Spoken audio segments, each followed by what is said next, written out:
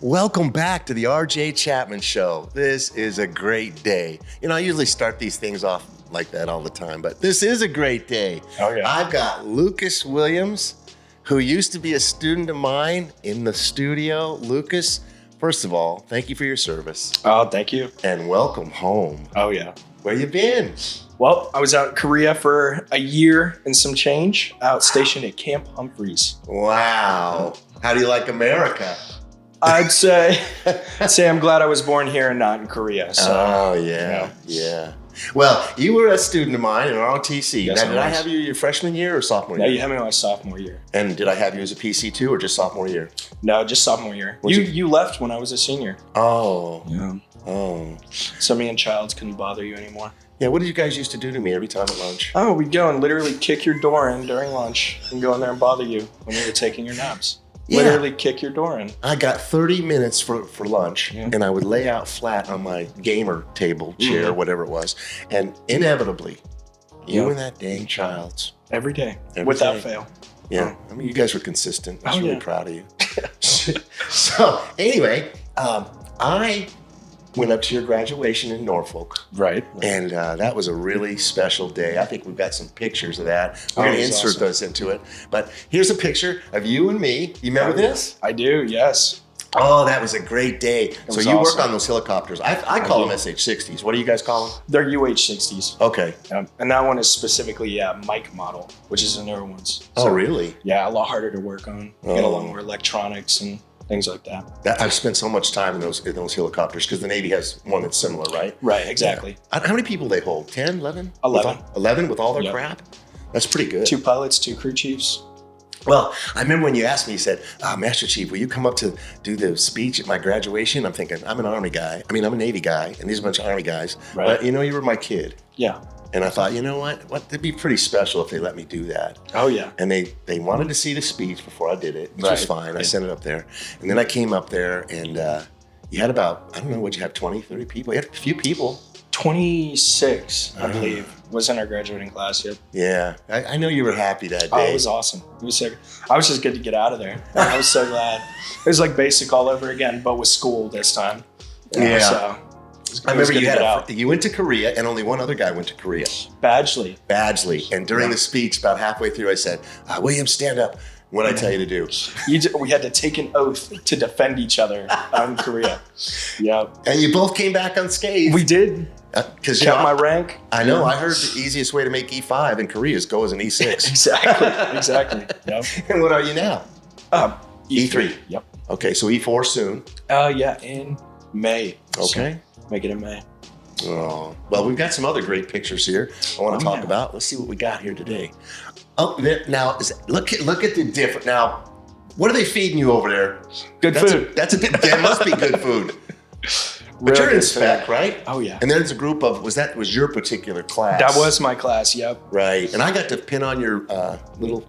Yeah, pin my there. I think wings. it's Yeah, pictured I got that. There it is. I'm pinning it on. Yeah. It's kind of hard with the claw. You know, I got a bad hand.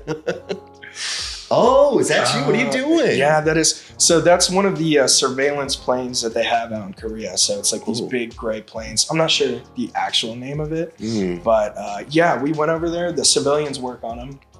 They're contracted out there. They have a bigger hangar than us out there. It's huge. Oh, wow. It's ginormous. And we like to go around on the airfield, drive them. We call them gators, but they're like side-by-sides, Uh-huh. like UTVs. And we go drive around to different companies and units. We go talk to the UAV guys. We go talk to the Apache guys, the Chinook guys. Wow. So we got all those helicopters over there? Yeah. I love that Chinook Chinooks helicopter. are nice. I love that. I Very flew around nice. in that a couple of times in Afghanistan. Oh, yeah. And I was like surprised at the size and the speed. Oh, they're the fastest helicopter we have. Yeah. I think it could hold a Hummer. It can hold 2. 2 Hummers. Yeah. My gosh. Well, what else we got here? What are you Speaking doing of, here? What are Speaking you of doing? Chinooks, Oh. this is me sitting out the back of a Chinook. So What they a leveled it out flat. And we put this thing on called a monkey tail, which is basically just a harness oh. sitting out like where your tailbone is. Yeah. And that's what keeps you in, so you don't fall out. Or, Oh, you I was hit wondering, some turbulence and you start shaking around, you know? Monkey tail were you keeps you- comfortable with your feet hanging off the edge like that? Oh, I love it. Yeah, Oh. it's so awesome. Oh, it's so cool. So awesome. My gosh. Well, so what is your job? You fix these helicopters? Or? I do a multitude of things. What are you doing there? That's an Apache. That was me holding on to the 30mm cannon, and those things are beautiful. The They're Apaches? beautiful. Yes. Wow. So you just work on the I work on the Black Hawk. I'm specifically Black Hawk. Okay. Yeah. This is when we were doing a test flight of the Black Hawk so we do phase maintenance, which is where you strip the Black Hawk down completely. Take everything off, every component. You inspect everything, check for rust, leaks, breaks, tears, rips, whatever. And then you put it back together, and afterwards you go and fly on it and hope you did it right. Oh, God. And that was the flight. And you know what gets me about this? What year did you graduate high school? 2023. Yeah. So here we are. We just barely got into 2025. Mm-hmm. And look how far you've come. Yeah. And look at all the cool stuff and the talent, the training. I mean, I got to tell you, Lucas, I am really proud of you. Thank you. I appreciate it. I'm not lying, man. And when you guys showed up to church Sunday, your whole family, oh my gosh, we filled a pew. We filled a pew. Yeah, we did. Yeah. Let's see what else you got here for me. What are you doing there? This is me trailing behind one of my other crew chief buddies. His name was Johnston. Really great guy. Good. If I had to fly with anybody, it would have been Johnston. Really? Really good guy. You know, I was going to talk about some of these guys a little bit and your leadership. Right. What have you learned about leadership since you got in this whole Army gig? I've learned there's great question. It is a good question. Because you're not really in a leadership position yet. No. Well, technically, yes. Technically, no. Okay. So I realized, we'll just say aviation for general. Right. When you're flying, nobody is the real leader on a helicopter. Okay. So you have, you fly anywhere from with an 03 and 04, just trying to get their flight hours in because they have to. Right. Right. To an 03, 04 to like an 01 that's fresh out of flight school. Right. And then there's privates like me. An E3 have been in for almost 2 years now. Yeah. And you got to yell at them sometimes because they'll be, it's old men, old men, old women that haven't flown in a while. They have to get their mandatory flight hours in, and they suck. So they're trying to maintain level flight, and you got to like get on the ICS system, the comms, I guess you could say, to talk to them. Yeah. Be like, sir, you're leaning right, you're leaning left, sir. So it's so it's pretty. I mean, kind of a family. Exactly. Okay. I mean, you have to be. There's no. You can't get on a flight and hate your pilot or hate your crew chiefs because it won't work. Right. The simplest mistake could be it, and it happens. Yeah. You have to be like this, cohesive. Exactly. One fight, one team.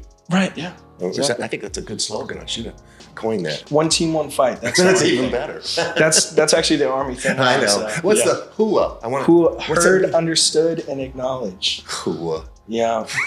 It's great. I mean, if you're so tired, you don't want to say anything or give a answer back, you just Roger. Roger, Sergeant Major, Roger. Sergeant Major, easy as that. So that's great. So we got another. We got a cool. What are you wearing there? We go. So unfortunately, I didn't have my flight suit at the time.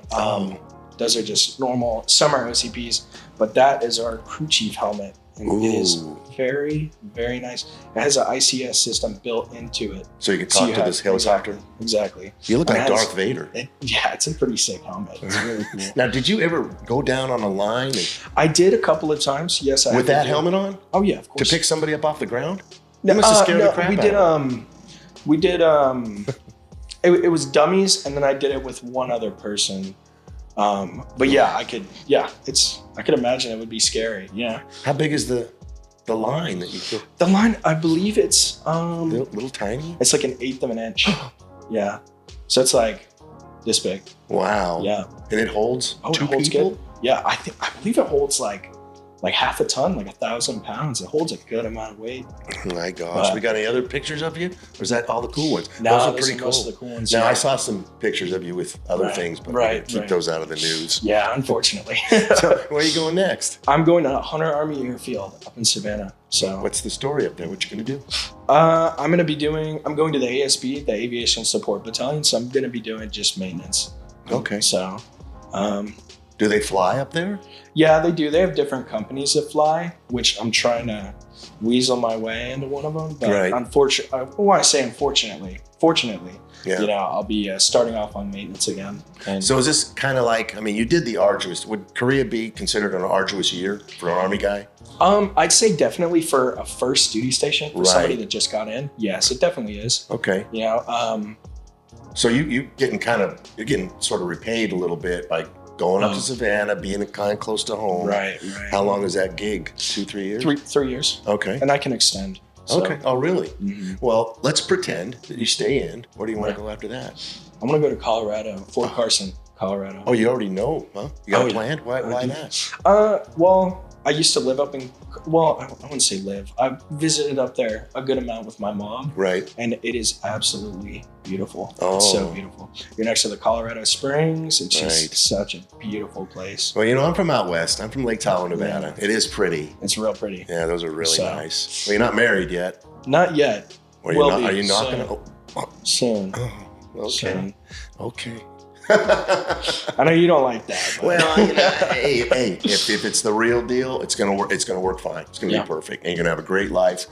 Are you really thinking about staying 20, or is? I mean, I want to say yes, but I want to say no at the same time. It's hard to tell. I mean, like I said, just almost making it my second year in, so can't really. No, you can't. Put my finger on it. I was the same way. I did my 4 years, and I was getting out. Right. I mean, I used to walk around with yellow stickies on that said 99 days. Yeah. 98 days, and then my captain says, "What'll it take to keep you in?" And I said, "Well, you give me orders to Naples, Italy, and $6,000, and I'll consider it." Right. And next thing I know, he comes back with orders to Naples, Italy, and $6,000. He says, "Well, when are you re-enlisting?" That's awesome.